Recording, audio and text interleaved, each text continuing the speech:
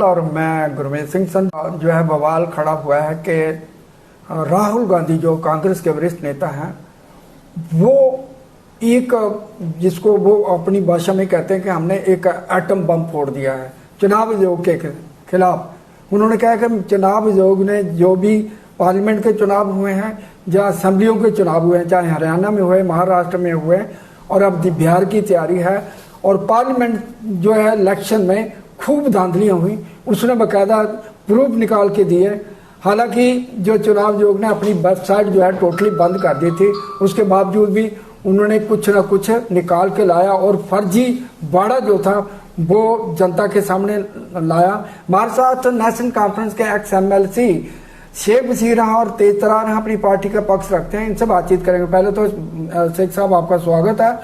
और ये जो राहुल गांधी ने चुनाव आयोग के ऊपर एक बहुत बड़ा जो घोटाले का जो है आरोप लगाया, इसके ऊपर आप क्या कहेंगे? आपका बहुत बहुत शुक्रिया। घोटालों की पहले ही कमी नहीं है और राहुल गांधी जी ने घोटाला निकाला लेकिन देर कर दी।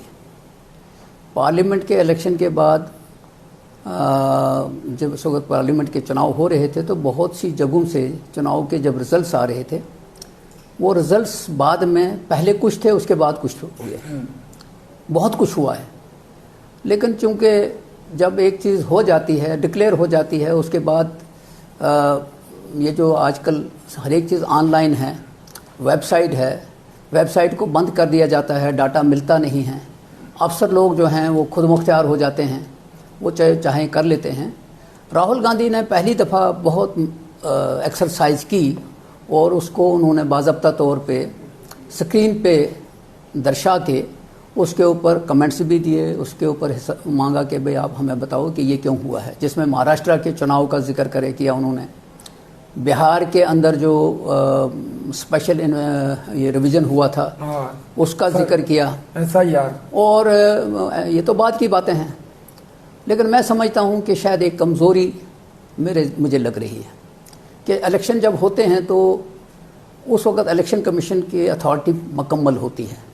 बहुत सी चीज़ों को बाद में कोर्ट में हम जाते हैं, उनको चैलेंज भी करते हैं, लेकिन हमारे पास वो डाटा नहीं होता है जिसकी बुनियाद पे हम वो कोर्ट के अंदर चैलेंज करें। राहुल गांधी ने पहली दफ़ा ये डाटा जो है इसका इस्तेमाल किया, इस पर मेहनत की और उनसे जवाब मांगा। मैं समझता हूँ कि इससे आगे बढ़ के काम करने की ज़रूरत है। अगर इनको लगता है कि हमें चोरी करने का हक है तो अपोजिशन पार्टीज़ को, इंडिया ब्लॉक को इकट्ठे होकर इस चोरी को रोकने का भी हक है और उसके लिए उनको मेहनत करनी चाहिए।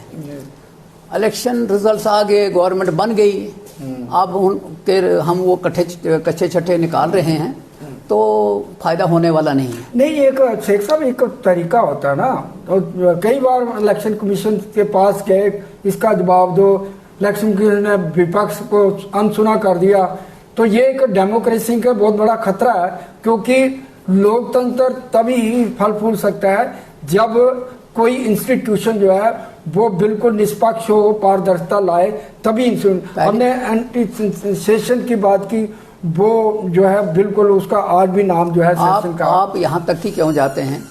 आप आगे मुझे बताइए कि ये जो इंस्टीट्यूशन है, इस इंस्टीट्यूशन में जो इलेक्शन कमीशन का सरबराह है उसके अंदर सुप्रीम कोर्ट का चीफ जस्टिस भी होता था, उसको निकाल दिया गया जी।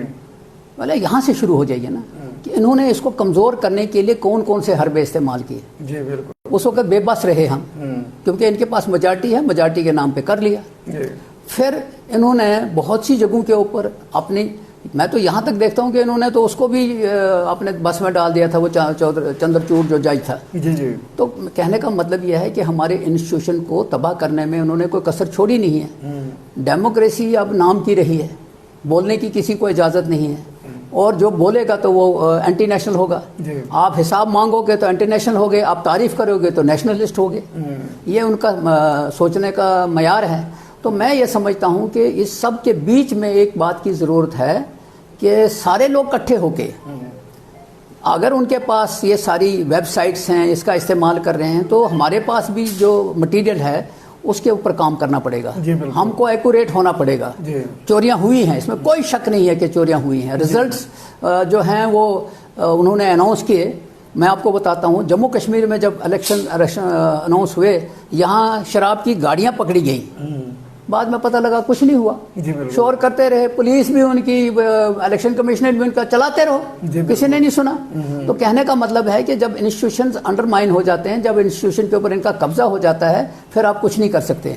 हाँ, अब यह है कि जो डेमोक्रेसी है वो ये कहती है कि अगर राहुल गांधी ने वाकई ही इतनी बड़ी चीजें कही हैं, बमशल है, तो इसका एक जवाब आना चाहिए कि क्या है। अब वो कहते हैं, राहुल गांधी को ही कहते हैं बिल्कुल कि जनाब आप एफिडेविट लिख दो, आप जनाब आप डिस्कस। देखो, पहली बात यह है कि ये जो बातें करने लगे हैं, हमको है उनसे मोहब्बत की उम्मीद, जो नहीं जानते मोहब्बत क्या है। जी बिल्कुल, उन्होंने करना नहीं है। हाँ, उनको मालूम है चलाते रहो, गवर्नमेंट हमारे पास है, हम कर लेंगे। जी जी। जब दूसरा इलेक्शन आएगा फिर देखेंगे। तो मैं कहता हूं कि नहीं, उससे हम तबाह हो जाएंगे। इंडिया के अंदर डेमोक्रेसी जिंदा रहनी चाहिए और इंस्टीट्यूशन जिंदा रहने चाहिए, तभी बच पाएंगे। थैंक यू सर, धन्यवाद।